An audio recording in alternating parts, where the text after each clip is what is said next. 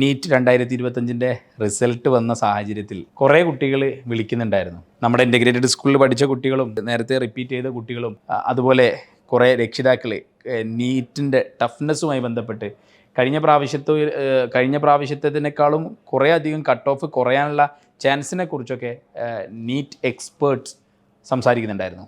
Actually നീറ്റിൻ്റെ question paper നോക്കുന്ന സമയത്ത് ഫിസിക്സ്, ബയോളജി പോലും കെമിസ്ട്രി വിഷയങ്ങളൊക്കെ കുറച്ചുകൂടിയൊക്കെ ടഫ്നെസ് ലെവൽ അല്ലെങ്കിൽ കുറച്ചും കൂടിയൊക്കെ ലെവൽ ഉയർന്നതായിട്ട് നമുക്ക് കാണാൻ വേണ്ടി പറ്റും. അപ്പോൾ പഴയതുപോലെ മുമ്പൊക്കെ നമ്മളൊക്കെ ചെയ്യുന്ന സമയങ്ങളിലൊക്കെ അല്ലെങ്കിൽ നമ്മുടെ നമ്മളെന്ന് പറയുമ്പോൾ കൂടെയുള്ളവരൊക്കെ ചെയ്യുന്ന സമയത്ത് നീറ്റ് ഇതേ ഒരു പാറ്റേണിലായിരുന്നു പലപ്പോഴും ചോദിച്ചിട്ടുണ്ടായിരുന്നത്. കുറച്ചുകൂടിയൊക്കെ ടഫ്നെസ് ലെവൽ കൂടിയിട്ടായിരുന്നു എക്സാം ഉണ്ടായിരുന്നത്.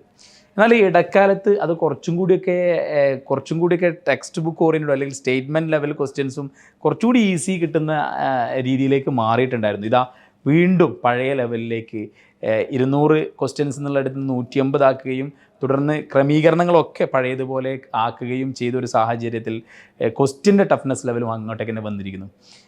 ഇവിടെ ഞാൻ പറയാൻ ആഗ്രഹിക്കുന്ന കാര്യം എന്താണെന്ന് വെച്ചിട്ടുണ്ടെങ്കിൽ, സാധാരണ സ്കൂളിൽ ഇൻ്റഗ്രേറ്റഡ് സ്കൂളിൽ എങ്ങനെയാണ് ഈ നീറ്റിന് പുതിയ മോഡേൺ അല്ലെങ്കിൽ പുതിയ ലെവലിലുള്ള ഒരു ക്വസ്റ്റ്യൻ പേപ്പറിന് അകത്ത് ഇൻ്റഗ്രേറ്റഡ് സ്കൂളിൻ്റെ പ്രസക്തി എന്താണെന്ന് ചോദിച്ചിട്ടുണ്ടെങ്കിൽ, സാധാരണ സ്കൂളിലൊക്കെ പഠിച്ച് കുറച്ചും കൂടിയും അത്ര സീരിയസ്നെസ്സോട് കൂടി അല്ലാണ്ട് പഠിച്ചു വരികയും ശേഷം റിപ്പീറ്റിലേക്ക് ഒരു 10 മാസമോ 11 മാസമോ അല്ലെങ്കിൽ 12 മാസമോ എടുക്കുകയും ചെയ്യുന്നൊരു കുട്ടിയെ സംബന്ധിച്ചിടത്തോളം ക്രാക്ക് ചെയ്യാൻ പറ്റാത്ത ലെവലിലേക്ക് പോകുന്നുണ്ടോ എന്നൊരു ചോദ്യം ഞാൻ നിങ്ങളുടെ മുന്നിലേക്ക് വെക്കുകയാണ്.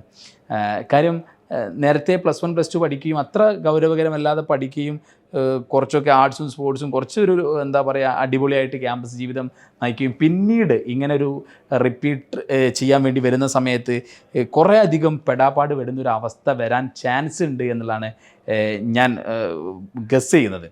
അപ്പം ഇതിനെ എങ്ങനെ മറികടക്കാമെന്ന് വെച്ചാൽ അതിനുള്ള ഏറ്റവും നല്ല വഴിയാണ് ഇൻ്റഗ്രേറ്റഡ് സ്കൂളിംഗ് എന്നാണ് എനിക്ക് പേഴ്സണലി നിങ്ങളോട് പറയാനുള്ളത്.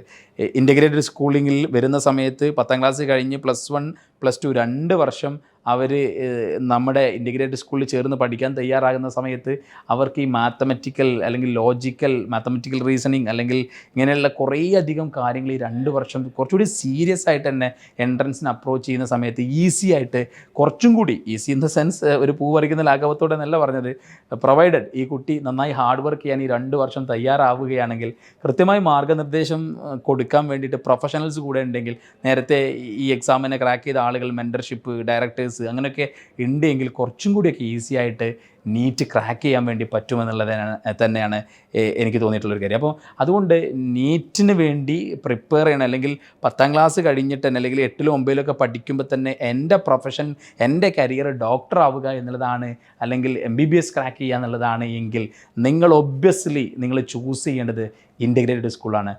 അവിടെ JEE ആണെങ്കിലും ഇതുപോലെ തന്നെ എഞ്ചിനീയറിംഗിലേക്ക് വരികയാണെങ്കിലും IITയിലോ NITയിലോ പഠിക്കണമെന്ന് വിചാരിക്കുന്ന കുട്ടികളാണ് എന്നെ കേൾക്കുന്നത്, കാണുന്നത് എങ്കിൽ തീർച്ചയായിട്ടും നിങ്ങൾ ചെയ്യേണ്ടത് ഇൻ്റഗ്രേറ്റഡ് സ്കൂളിംഗ് തിരഞ്ഞെടുക്കുക എന്നുള്ളതാണ്. അവിടെയാണ് ഡോപ്പയുടെ ഇൻ്റഗ്രേറ്റഡ് സ്കൂൾ പ്രൊഫഷണൽസ് ലീഡ് ചെയ്യുന്ന സ്ഥാപനമാണ് ഡോപ്പയുടെ ഇൻ്റഗ്രേറ്റഡ് സ്കൂൾ. അപ്പോൾ ഇതുപോലെ വ്യത്യസ്തങ്ങളായ ഇൻ്റഗ്രേറ്റഡ് സ്കൂളുകൾ ഉണ്ട്. അവിടെ നിങ്ങൾക്ക് ഏറ്റവും നല്ലതായി തോന്നുന്ന, ഏറ്റവും നന്നായി ചെയ്യുന്ന ഒരു ഇൻ്റഗ്രേറ്റഡ് സ്കൂളിങ്ങിലേക്ക് നിങ്ങൾ എത്രയും പെട്ടെന്ന് തന്നെ അഡ്മിഷൻ എടുക്കുക എന്നുള്ളതാണ് അത്തരം കൂട്ടുകാരോട് പറയാനുള്ളത്. പഴയതുപോലെയുള്ള അല്ലെങ്കിൽ തൊട്ടുമുന്നേ 1-2 വർഷങ്ങളിൽ കണ്ട പോലുള്ള ഒരു പാറ്റേൺ പോലുമല്ല പുതിയ പാറ്റേൺ NTA കൊണ്ടുവന്നിട്ടുള്ളത്. അപ്പോൾ അതുകൊണ്ട് ഇതിൻ്റെ ഒരു ടഫ്നെസ് ലെവലും അല്ലെങ്കിൽ ഇതിൻ്റെ ദുഷ്കരതയും കൂടുന്ന സമയത്ത് നമ്മുടെ പ്രിപ്പറേഷനും അതിവേഗമാവുകയും അതിലേക്ക് ഏറ്റവും എളുപ്പ വഴി എത്താൻ വേണ്ടി പറ്റുക എന്നുള്ളത് വളരെ ഇമ്പോർട്ടൻ്റ് ആയിട്ടുള്ള കാര്യമാണ്.